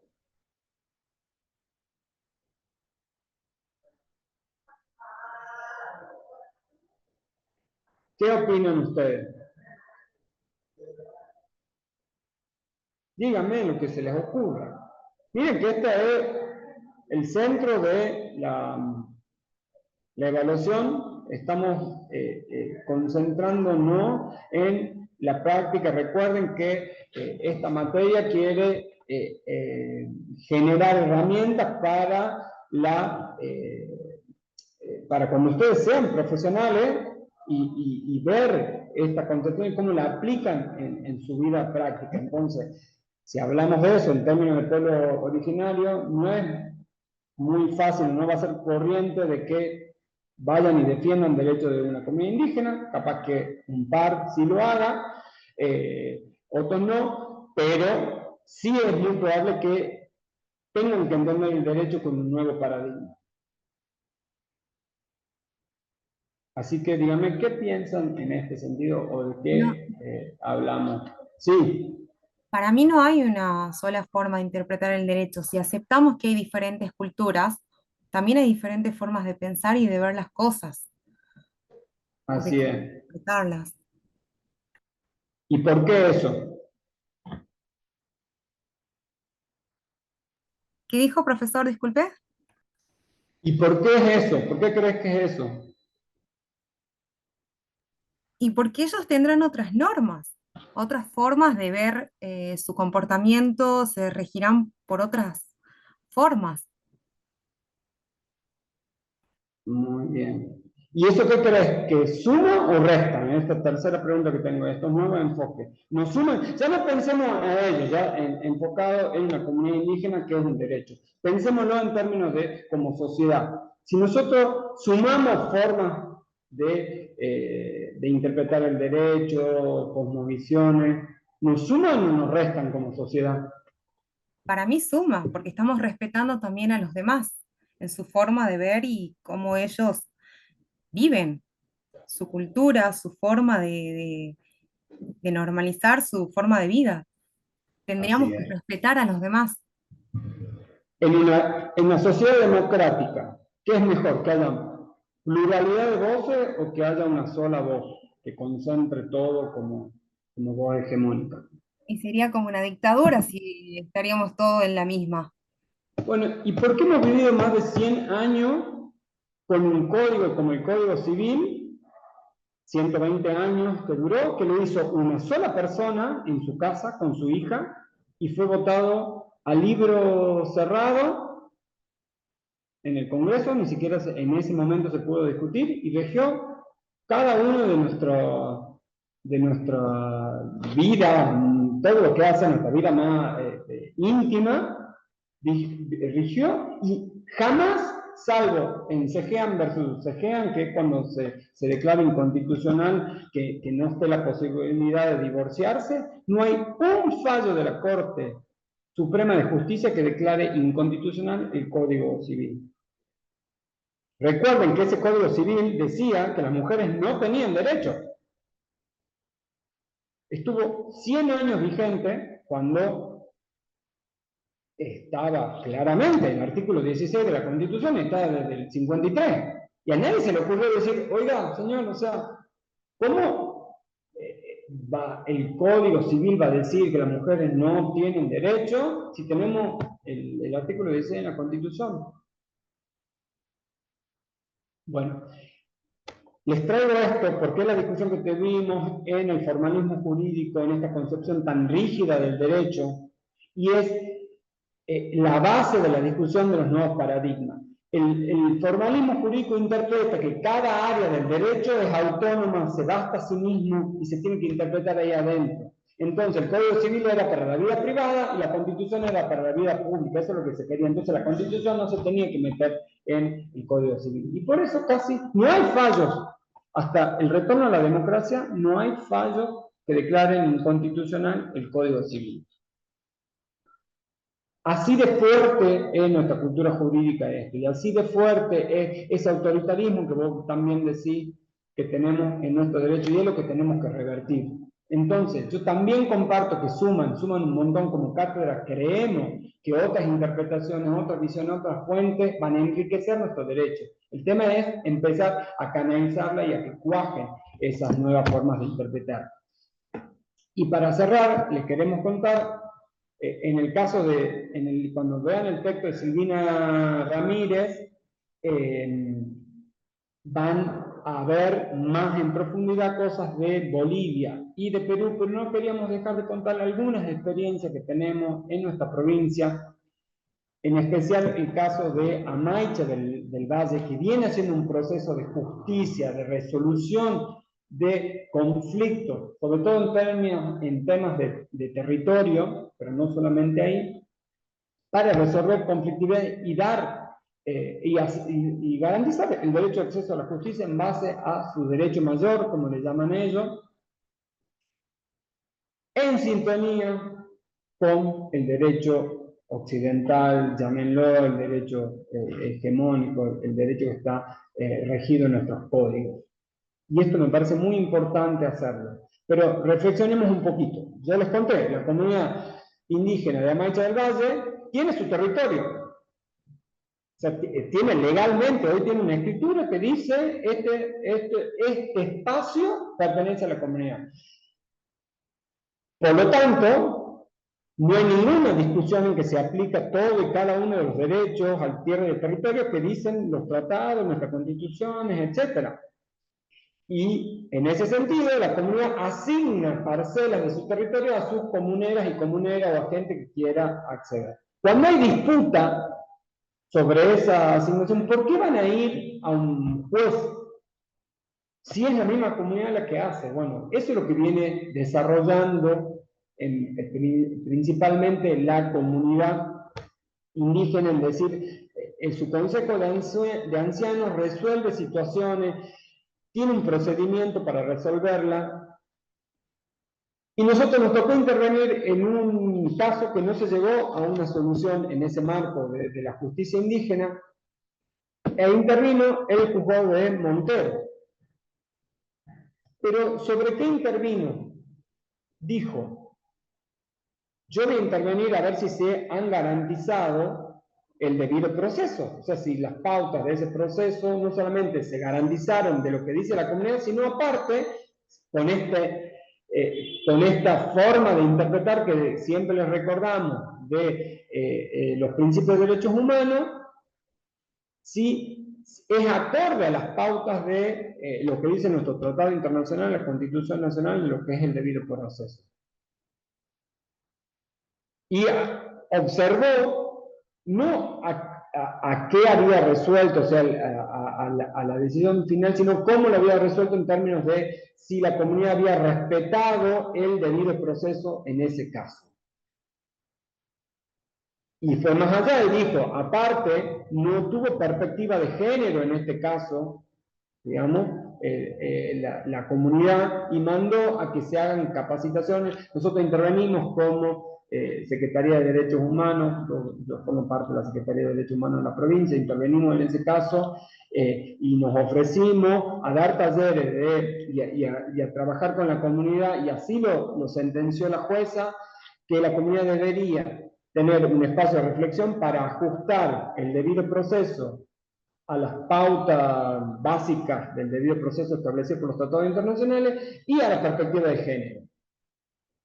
Entonces ahí vemos, volviendo a una de las primeras preguntas que me hicieron, si ellos tienen un derecho por aparte, del derecho nuestro, por decirlo así, o el derecho de los códigos, y la respuesta es no. Tiene un derecho autónomo, tiene su propio derecho que se debe ajustar a las pautas, principios de la Constitución, tanto provincial, nacional, interpretada a la luz de los tratados internacionales. Un poco ahí es donde cobra sentido esto que decimos, el surgimiento del derecho indígena. Eso en el caso de... alguien levantó la mano, creo. Ay, yo, profesor, Sí, Cristina. quería recordarles a todos los compañeros que la primera bodega indígena de Latinoamérica está en Amaicha del Valle. Así Y es es, reconocida mundialmente. así es, así es. Hecha por la comunidad. Hermosa la bodega. Sí, Si sí, pasan, sí. si pasan por Amaicha, no dejen de conocerla. Otra experiencia que tenemos acá, ya más de política pública, el Centro Comunitario Ñaupahuasi. Ñaupahuasi significa Casas Viejas, que es en la comunidad en la que está ubicado este centro comunitario, en la comunidad indígena de Casas Viejas, ahí en el Valle de Tafí, que la idea de esto fue creado por 5 ministerios de la provincia, con la idea de bajar proyectos, planes de acción del Ejecutivo de la provincia, con pertinencia cultural. La idea es que ese centro comunitario funcione como una interfaz cultural en donde se adecúen todas las bajadas, que a veces son enlatados, que trae el Estado y que baja, se lo adecúe lo más posible a las pautas culturales de la comunidad indígena de Casas Viejas. Ese centro comunitario tiene una posta sanitaria indígena, la primera de la provincia y una de las primeras del país. Y a su vez, todos los proyectos, planes de desarrollo social del Ministerio del Interior, de Educación, de Salud, bueno, obviamente con la posta, y lo que hacemos de Derechos Humanos, trata de darle pertinencia cultural. Estas son experiencias en donde como el derecho, las acciones del Estado va enriqueciéndose con las pautas culturales, con la cultura, la idiosincrasia, la historia de ese lugar en el que están y cómo hace mucho más rico, cómo no solamente hace más efectivo la acción que tenemos, resuelve mejor la conflictividad en las comunidades, sino que encima optimiza enorme cantidad de recursos porque le hacemos que los pocos recursos que se bajen se lo optimicen al máximo. Bueno, un poco esta era la propuesta de la clase de hoy. También trajimos algunas fotitos de la realidad de las comunidades indígenas hoy en Tucumán. Aquí están trabajando en trabajo comunitario, que ellos la conocen como la minga, que es aportar cada uno para el beneficio comunitario. En este caso están haciendo una canalización para sistemas de riego, en donde obviamente todos se van a ver beneficiados cuando se mejore el agua. Bueno, esto es la señalada, en donde los animales antes de volver al valle se los señala para que sepan quiénes están. Este es un proyecto de microcréditos para el desarrollo de la agricultura en las comunidades indígenas, que es el trueque que se hizo en base a viejas prácticas indígenas. Y bueno, un poco la ceremonia, un poco esto de recuperar, de que están vivas la historia, la cultura en las comunidades indígenas, que siguen viviendo en los mismos lugares, que siguen desarrollando las mismas actividades productivas, y es eso lo que están queriendo, que quieren seguir haciendo, ¿no? Un poquito era eso la propuesta de la clase. No sé si hay alguna duda, consultas para ir cerrando. Flor, Al menos por el chat no aparece ninguna consulta, así que yo voy a aprovechar estos minutos para contarles que el próximo jueves nos veríamos presencialmente para abordar el eje de libertad de expresión. De todas maneras, proponerles que presten atención a los grupos de WhatsApp por si llegasen a haber novedades, pero como decía, en principio el jueves nos vemos de manera presencial y vamos a estar abordando la temática de libertad de expresión. Bueno, muchísimas gracias por escucharnos. Espero que se haya entendido. Y esperamos que, bueno, cuando nos veamos presencialmente, si tienen alguna duda ahí, si quieren evacuar, estamos a disposición. Sí, tal cual. Bueno, nos vemos entonces el jueves. Gracias a todos y a todas por quedarse hasta el final de la clase, por escuchar atentamente y nos vemos entonces. Chaucito. Adiós.